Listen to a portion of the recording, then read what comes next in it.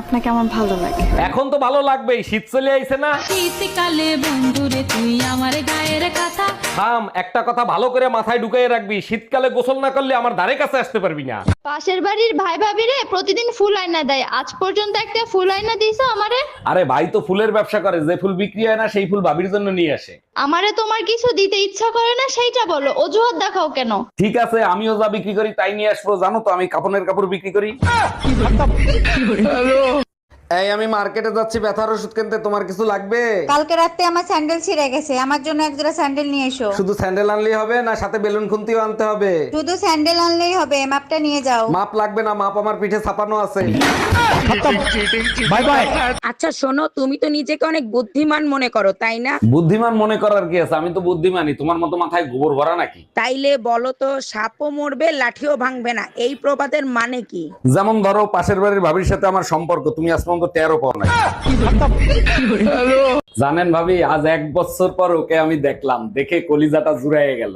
ওই মন থেকে ভালোবাসলে 1 বছর কেন, 1 যোগ করে দেখা হলে ও কলিজা জুড়ায় যায়। চুপচাপ শুধু দেখলাম আর মনে মনে ভাবলাম ওকে ছাড়া আমি থাকতে পারবো না। সত্যি আপনার ভালোবাসার গভীরতা সমুদ্রের মতো। তা কখন কোথায় দেখা হলো? সকালবেলা আলমারি থেকে যখন শীতের জ্যাকেট বের করছে।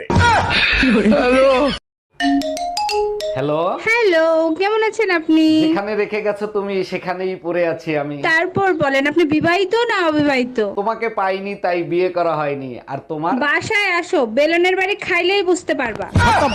আচ্ছা, পাশের বাড়ির আবু চাচা বিয়ে করলো না কেন? চিরকুমার রয়ে গেল, সেকা টাকা খাইছে নাকি? কি জানি, খাইতেও পারে। আগেরকার প্রেম তো অমর থাকে, তাই নিয়েই বেঁচে আছে। বেচারার জন্য খুব মায়া হয়, বুড়ো বয়সে কুত্তার মতো জীবন যাপন করতেছে। বিয়ে করে আমরাই বা কার বাল ফলাইছি? বিয়ের পর থেকে তো কুত্তার মতোই জীবন যাপন করতেছি।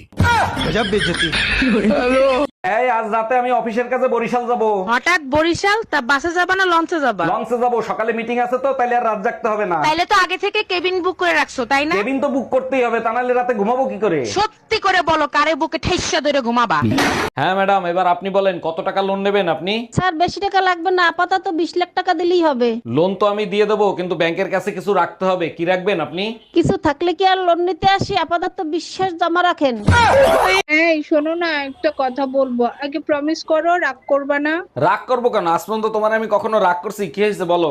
আজকে যে তরকারি রান্না করছি না, সব তরকারি না নষ্ট হয়ে গেছে। তরকারি নষ্ট হয়েছে? বিয়ে করে তুমি আমার জীবন নষ্ট করে ফেলাইছো। আজ পর্যন্ত তোমার আমি কিছু বলছি? তুমি জানো বিয়ের আগে আমি যখন রাগ হইতাম, ঘরের সবাই আমাকে খাওয়ানোর জন্য কত টেনশনে থাকতো। তুমি রাগ হইলে আমার ফ্যামিলির সবাইও টেনশনে থাকে, তোমার রাগ ভাঙাবে কি করে? এটা অবশ্য তুমি ঠিক বলছো, আমিও লক্ষ্য করে দেখছি সবাই টেনশনে থাকে। টেনশন কি খালি খালি করে? তুমি রান্না না করলে আমরা খাবো কি?